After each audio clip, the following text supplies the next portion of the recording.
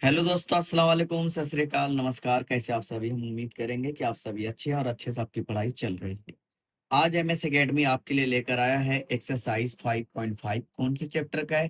तो ये चैप्टर 5 है, क्लास 9th है। चैप्टर का नाम है I am up and down and round and round.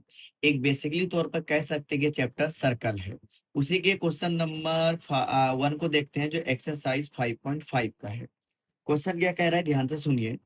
Find the length of the chord of a circle where the radius is 7 centimeter and perpendicular distance is 6 centimeter। कहने का मतलब है कि एक सर्कल है जिसकी रेडियस 7 सेंटीमीटर है और परपेंडिकुलर डिस्टेंस 6 सेंटीमीटर है, और हमें वहां पर लेंथ निकालनी है कोड की। सबसे पहले हम एक लेंथ ड्रॉ कर लेते हैं, इनडायरेक्टली कोड ड्रॉ कर लेते हैं। और एक कोड हमारे सामने ए और बी, हमने इसका नाम दे दिया ए और बी। इस तरीके से हमने इनका कोड बना दिया है। अब आगे ध्यान से देखिए, क्वेश्चन में क्या करने वाले हैं। यहाँ पर एक सेंटर पॉइंट ढूंढ लेते हैं, जो कि ये है सेंटर पॉइंट, जिसका नाम है ओ। अब जैसा कि आपको पता है कि हमें सेंटर पता चल चुका है, तो यहाँ से रेडियस ड्रॉ करना बहुत ही इजी हो जाएगा। और इस तरीके से हमने यहाँ से रेडियस ड्रॉ कर दिया, जिसकी लेंथ दी हुई है 7 सेंटीमीटर। आगे क्वेश्चन में कह रहा है परपेंडिकुलर डिस्टेंस। परपेंडिकुलर मतलब जो सीधे 90 डिग्री के एंगल के साथ बनते हैं, और इस तरीके से। और यहाँ पर एंगल भी हो जाएगा 90 डिग्री, और इसकी डिस्टेंस है 6 सेंटीमीटर। हमें कुल मिलाकर ए बी फाइंड आउट करना है। बहुत इजी क्वेश्चन है, आपको समझ में आ गया होगा। इसे निकालने के लिए मैं आपको बेसिकली दो मेथड बताने वाला हूँ। पहला मेथड ध्यान से देखिए क्या है। सबसे पहले हम लिख लेते हैं, रेडियस हमारे पास गिवन है। जो गिवन है उसे लिख लेते हैं रेडियस मतलब आर, जो कि है 7 सेंटीमीटर। और परपेंडिकुलर डिस्टेंस जो है वो लिख लेते हैं, जैसे यहाँ पर परपेंडिकुलर, परपेंडिकुलर को डी बोलते हैं, जिसकी वैल्यू हमारे सामने आ चुकी है 6 सेंटीमीटर। अब आगे हमें निकालना क्या है, निकालना है length of chord A B, हमें फाइंड आउट करनी है। कोई बात नहीं, इजी मेथड देखिए। सबसे पहले मैं क्या करने वाला हूँ, यहाँ पर फॉर्मूला एक आता है लेंथ ऑफ कॉर्ड। फॉर्मूला होता है 2। अब ब्रैकेट के अंदर आता है आर स्क्वायर, माइनस में आता है डी स्क्वायर। हम यहाँ पर 2 को 2 लिखेंगे। आर की वैल्यू हमारे को पता है, जो कि 7, तो यहाँ पर लिखेंगे 7 का स्क्वायर। माइनस में डी हो जाएगा 6 का स्क्वायर। अब यहाँ पर 2 को 2 लिखेंगे। 7 का स्क्वायर होता है 49, माइनस 6 का स्क्वायर होता है 36। 2 को 2 लिखेंगे, 49 में से 36 जाएगा, बचेगा 13। और यही इस क्वेश्चन का आंसर हो जाएगा। लेकिन हाँ, वीडियो में मैंने आपको कहा था कि आज हम इस क्वेश्चन को दो मेथड से करेंगे। तो सेकेंड मेथड देखते हैं क्या कह रहा है।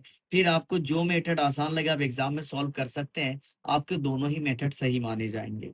जैसा कि आप ध्यान से देखिए, ओ और इसका नाम देते हैं हम, जस्ट एग्जाम्पल बी हो चुका है सी। तो ओ सी आर, इस तरीके से एक हमारे सामने ट्राइंगल बन रहा है। तो मैं यहाँ पर लिख सकता हूँ इन ट्राइंगल। यहाँ पर क्या लिखना होगा, ओ सी ए। ओ सी ए, ये ट्राइंगल बन रहा है, जिसमें हम कह सकते हैं कि ओ ए जो ये लेंथ है 90 डिग्री के सामने वाली लाइन जो होती है वो हाइपोटेनस होती है। मतलब ओ A square is equal to हो जाएगा ओ सी स्क्वायर, प्लस में आएगा ए सी स्क्वायर। अब AC आपको मालूम नहीं है, और जैसा कि वो पता है कि अगर AC परपेंडिकुलर है AB के ऊपर, तो AC और BC ये दोनों आपस में इक्वल होगा, क्योंकि OC जो है AB को दो इक्वल पार्ट में डिवाइड कर रहा है। तो सिंपली OA को हम लोग लिखेंगे 7 का स्क्वायर, और OC को लिखेंगे 6 का स्क्वायर, प्लस में लिखेंगे AC स्क्वायर। 7 का स्क्वायर होता है 49, और 6 का 36, और यहाँ पर आ जाएगा AC स्क्वायर। 49 को 49 लिखेंगे, और 36 इधर प्लस में इधर आएगा तो माइनस में, और ये हो जाएगा ए सी स्क्वायर। 49 में 36 बचेगा, यहाँ पर 13, और यहाँ पर आएगा ए सी स्क्वायर। रूट हटा, स्क्वायर हटाने के लिए हम दोनों तरफ रूट लगा सकते हैं, स्क्वायर से रूट कैंसिल। डेट मीन्स ए सी आ चुका है रूट अंडर 13। हमें निकालना क्या है, ए बी। ए बी निकालने के लिए हमें लिखना होगा 2AC। 2 को 2 लिखेंगे, और ए सी की वैल्यू है 13, तो लिखेंगे 2√13। और अगर सेंटीमीटर में हमारे पास क्वेश्चन था तो सेंटीमीटर आएगा। ये भी क्वेश्चन हो गया। आई होप, मुझे तो ये वाला मेथड ही ज्यादा आसान लग रहा है। बट आपको कौन सा आसान लग रहा है, आप उस मेथड से कर सकते हैं। और दोनों ही मेथड हमारा बिल्कुल 100% सही है। तो क्वेश्चन नंबर 1 यहाँ पर हो जाता है डन। अब चलते हैं हम अपने अगले क्वेश्चन पर, जो कि है क्वेश्चन नंबर 2। अब है हमारे सामने क्वेश्चन नंबर 2 जिसमें कह रहा है explain by the following statement is true if the perpendicular distance of a chord from the center is d and the radius is r then the chord length is 2 root under R square minus D square. सबसे पहले हम यहाँ पर diagram बनाते हैं, एक code draw कर लेते हैं जिसमें मैंने यहाँ पे एक कोड ड्रॉ कर ली, एक लाइन ड्रॉ की है जिसका नाम दे देते हैं ए और बी। यहाँ पर एक सेंटर पॉइंट होगा, ये सेंटर पॉइंट है ओ। यहाँ से हमने एक रेडियस ड्रॉ कर लिया जो कि इस तरीके से होगा, ये हो गया रेडियस। और यहाँ से परपेंडिकुलर एक सीधी सी लाइन होगी जो 90 डिग्री बनाएगी। क्वेश्चन में कह रहा है distance of code from the centre is D. ये जो है सेंटर से ये डी हो गया कोड की distance, and the radius is R, radius हो गया आर। देन द कोड length is R root under R square minus में डी स्क्वायर। सबसे पहले आपको क्या पता लगाना है, यहाँ पर कोई नाम दे देते हैं हम लोग, जैसे नाम दे दिया मैंने इस बार एम। तो ओ एम जो है हमारा, ओ एम को हमने यहाँ पे डी लिखा है, और ओ ए जो है वो हमारे सामने आर है जो क्वेश्चन में ऑलरेडी पहले से गिवन है, मैंने अलग से कुछ भी नहीं किया है। अब आगे क्वेश्चन में क्या करना है ध्यान से देखिए। ओ एम ए एक ट्राइंगल बन रहा है, तो यहाँ पर मैं लिख देता हूँ in triangle O M A. O M A right RHS वाला एक रूल से ट्राइंगल बन रहा है, तो सिंपली हम कह सकते हैं O A square that means O M square plus में आएगा ए एम स्क्वायर। और मैं आपको पहले ही लिख देता हूँ यहाँ पर ए एम जो है वो एम बी के इक्वल होगा। क्यों होगा ये सभी को पता है, क्योंकि ये जो परपेंडिकुलर है ये एक सीधी लाइन कोड ए बी को टू इक्वल पार्ट में डिवाइड कर रहा है। तो यहाँ पर ओ ए जो है ये हो जाएगा आर का square, O M A D तो यहाँ पर लिखेंगे डी स्क्वायर प्लस में आ जाएगा हमारे सामने A M square. R square होगा, डी स्क्वायर इस तरफ प्लस में इधर आएगा तो माइनस में डी स्क्वायर यहाँ पर बचेगा ए एम का स्क्वायर। अगर हमें स्क्वायर यहाँ पर हटानी है तो हम क्या करेंगे, रूट लगाएंगे। तो यहाँ पर एक काम करते हैं, इस जगह भी रूट लगाते हैं, इस जगह पर रूट लगाते हैं। यहाँ स्क्वायर से रूट कैंसिल आउट हो जाएगा, डेट मीन्स ए एम की जो वैल्यू आ गई वो आ गई root under R square minus में डी स्क्वायर।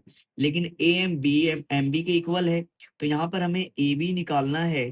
तो ए बी के लिए लिखेंगे हम लोग टू ए एम, टू को टू लिखेंगे, ए एम की वैल्यू आ चुकी है हमारे सामने आर स्क्वायर माइनस में डी स्क्वायर। और क्वेश्चन में ध्यान से देखिए हमें यही प्रूव करना था जो हमने आसानी से कर दिया। यहाँ पर मैं लिख देता हूँ हैंस प्रूव्ड। इसी के साथ क्वेश्चन नंबर 2 हो गया डन। मैं उम्मीद करूंगा आपको आसानी से समझ में आ गया होगा। तो चलिए समझ में आ गया तो हम मूव करते हैं अगले क्वेश्चन पर जो कि होगा क्वेश्चन नंबर 3। अब है हमारे सामने क्वेश्चन नंबर 3 जिसमें कह रहा है in a circle if the distance of chord AB from the center is twice the distance of another chord CD from the center, then can we conclude that CD is equal to 2AB। Give reason for your answer. मतलब एक circle है जिसमें distance जो code A B का है वो centre से double है किसके, अनदर दूसरे कोड सी डी के। तो हमें यहाँ पर दो कोड बनाना होगा। सबसे पहले कोड बनाते हैं जिसका नाम देते हैं ए बी। तो हमने इसका नाम दे दिया ए और बी, और यहाँ पर एक सेंटर पॉइंट ले लेते हैं, और यहीं से एक और कोड को ड्रॉ करना है जिसका नाम होगा सी डी। तो हमने इसका नाम दे दिया सी और डी। उसके बाद कह रहा है यहाँ से एक जो लाइन ड्रॉ हो रही है इसकी वैल्यू, इस वाली वैल्यू, इस तरह से लाइन ड्रॉ कर लेते हैं। इसका वैल्यू हो जाएगा डी, तो ये वाला हो जाएगा 2D, और सेंटर को यहाँ पर देते हैं ओ। तो ये वाली बात कही गई है कि सी डी जो कोड जो सेंटर से डिस्टेंस है वो डी है, और ए बी जो है वो सेंटर से 2D है, डबल है। जो क्वेश्चन में कहा जा रहा है यहाँ पर सेंटर इज ट्वाइस, वो हमने लिख दिया। हमें प्रूव करना है कि सी डी जो है वो ए बी के डबल है, 2AB के इक्वल है। सबसे पहले हम लिख देते हैं distance of C D from centre is equal to D. ये जो सी डी की डिस्टेंस है डी सेंटर से वो डी के इक्वल है। उसी तरीके से आगे लाइन में लिखना होगा distance of A B from centre is 2D। ये आपको डायग्राम में ही मैंने लिख दिया है और आपको यहाँ से भी इजीली समझ में आ रहा होगा। तो यहाँ पर क्वेश्चन में हमें क्या कह रहा है, CD जो है वो ज्यादा करीब है किसके, सेंटर के। चलिए कोई नहीं, तो यहाँ पर हमें लिखना होगा लेंथ ऑफ कोड। अब कोड हमारे सामने 2 है, लेकिन कोड कोड का फॉर्मूला निकालने का पीछे मैंने आपको बताया, तो 2√√r² माइनस में d²। एक एक करके हम दोनों ही लेंथ निकालेंगे। तो यहाँ पर लिख देते हैं length of code CD। Formula same रहेगा हमारे सामने, 2 रूट के बाहर रहेगा और यहाँ पर आ जाएगा r² माइनस में d²। यहाँ पर r की वैल्यू r रहेगी, d की वैल्यू d रहेगी। अब हमें निकालना होगा लेंथ ऑफ कोड AB की लेंथ हमें यहाँ पर निकालनी होगी, जिसके लिए हम क्या लिख सकते हैं, ध्यान से देखिए। जिसके लिए हम लिख सकते हैं, फॉर्मूला सेम लिखेंगे, 2√√r² माइनस d²। तो रेडियस तो हमारा सेम रहेगा r², लेकिन d जो है वो हमारा 2d हो जाएगा, तो यहाँ पर लिखेंगे 2d का स्क्वायर। इसी को अगर सोल्व करेंगे तो 2 रहेगा, r² रहेगा, माइनस 2 का स्क्वायर मतलब 4d²। यहाँ पर आ जाएगा 4d²। ये वाली बात आपको समझ में आ रही होगी। क्वेश्चन में आगे ध्यान से देखिए, क्वेश्चन में क्या कह रहा है। क्वेश्चन में कह रहा है CD जो है वो 2AB के इक्वल है। AB की वैल्यू भी हमारे सामने आ चुकी है और CD की वैल्यू भी आ चुकी है। CD की वैल्यू लिख देते हैं 2 और रूट है यहाँ पर r² माइनस में d²। यहीं पर AB की वैल्यू निकालनी है, तो 2 और यहाँ पर जो हमारे सामने वैल्यू आएगा रूट अंडर आ जाएगा r² और माइनस में 4d²। इस तरीके से हम लिख सकते हैं, लेकिन एक 2 यहाँ फॉर्मूले में भी है, तो हम इस तरीके से लिख सकते हैं, ये वाला 2 जो हमारा बाहर आ जाएगा। ये वाला 2 कहाँ आएगा, बाहर आएगा। तब यहाँ पर 2 को 2 लिखेंगे और आगे ध्यान से देखिए, r² माइनस में d² सेम रहेगा। ये वाला 2 इस 2 से मल्टीप्लाई हो जाएगा, तो 2 जा हो जाएगा 4 और रूट अंडर हमारे सामने आ जाएगा r² माइनस में 4d²। अब बाहर वाले नंबर से बाहर वाला कैंसिल आउट हो जाएगा, 2 के टेबल से 4 जाएगा 2 टाइम में। तो ये हमारे सामने आ चुका है r² माइनस में d², और ये आ चुका है 2 और रूट अंडर r² माइनस में 4d²।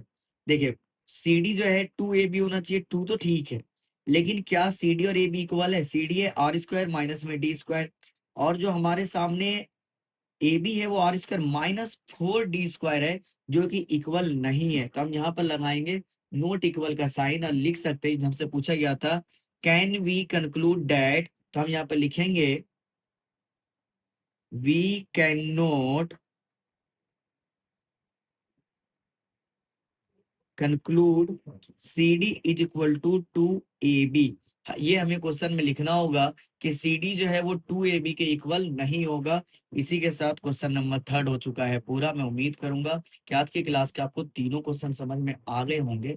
अगर समझ में आ गया है तो वीडियो को दोस्तों के साथ शेयर कीजिए, वीडियो को लाइक कर दीजिए, और अगर अभी तक चैनल से नहीं जुड़े हैं तो चैनल से जुड़ जाइए, क्योंकि आपके क्लास के सारे मैथ के सॉल्यूशन आपको इसी चैनल पर मिलते रहेंगे। आज की वीडियो में यहीं तक। अब मैं आप लोगों से मिलूंगा अगली वीडियो में, तब तक अपना ख्याल रखिए, अच्छे से पढ़ाई कीजिए।